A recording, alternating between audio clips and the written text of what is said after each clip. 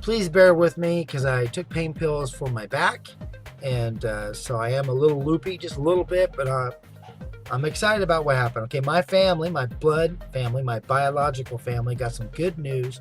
A cousin of mine who I lived there for, I don't know, 6 months, so I got to know him, but he went to prison for life without any possibility of parole. Now, the charges were that he did sexual things with his girlfriend. That was his girlfriend's kids, so stepkids. Now, I'll explain to you what happened here, because it didn't happen. Okay, there was evidence that my cousin could have used, and people that could have been witnesses that wasn't allowed in there.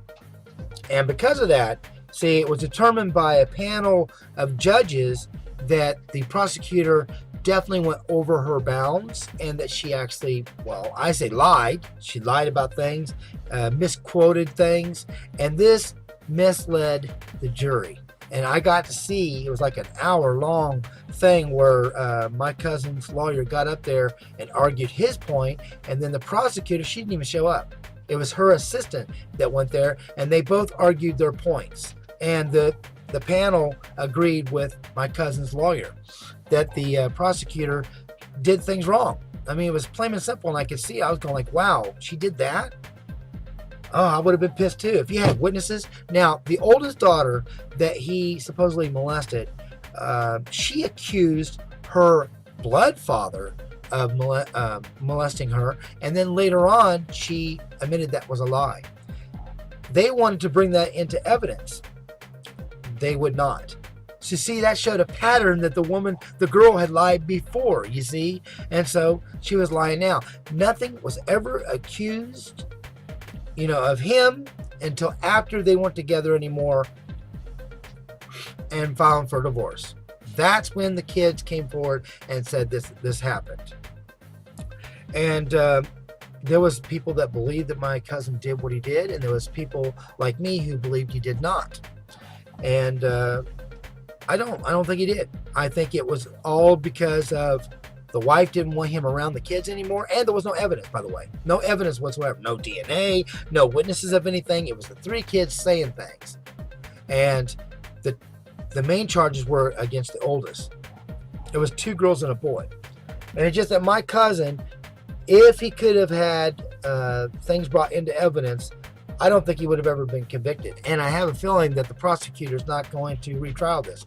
But imagine, you was in prison for life. Do you understand? For life without parole. Not with parole, without. What was the chances of you getting that overturned? He'd been in prison now for 3 years. And what's the chances of that? I'm glad. I'm very happy for him. And if they do, now they're going to have to let the evidence be brought to court. And let's see what happens now. I just don't think he did. He was also a police officer. My cousin was sheriff. And so I'm telling you that the woman did not want him around her kids anymore and stuff like that. And some people are like that, you understand? And also, the oldest daughter was underage and was dating a guy of age, and he was against this, and so he made them break up, and that pissed off the older daughter. Now, I know experience from this because my daughter, who was 14 at the time, was dating a 17-year-old, and legal age of consent is 16. I was against it. I made her break up.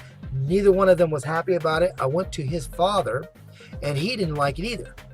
He didn't want his son to maybe have sex with my daughter and get her pregnant, and then his son's going to get in trouble. Because kids have sex, you see. So he said, I don't want this either. You're going to break up with her. And he'd go like, please, I want to stay. He was upset. He was mad when I told him it was over, but he cried and stuff when his father told him it was over. My daughter got mad at me for a little while because I made them break up. So I understand what my cousin had to go through.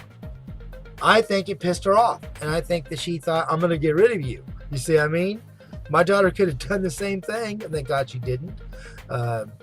Because kids sometimes don't like to be controlled by stepdads or stepmoms. So I'm very happy for everybody that he's out, and I'll make another video later saying if he, if he's going to be convicted or, prosecuted again or not, if they drop the charges. I hope they just drop it because there was no evidence. Okay? Come on. You're going to put somebody in prison because some kids say it? That should not be the way it is. It should be because there's some kind of DNA. Something. You know what I mean? Like, rips or tears or DNA or hair or something, because what if you're wrong?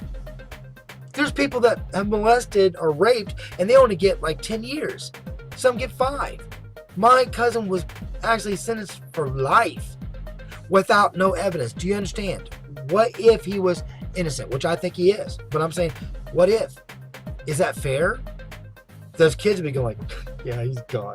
He's, and he's in prison. He's actually thinner now, and he looks really good because he either hasn't been eating much or he's been exercising now. I haven't got to talk to him yet. I'm going to, but he looks really good. He was a little overweight, and now he looks great. So I have a funny feeling he probably didn't eat much, because I wouldn't eat much if I was in prison. All right, so I'm sorry the video is so long, but man, wow. I mean, what's the chances of that? I'm very happy for him. Okay, you guys have a good one. Take care, and God bless.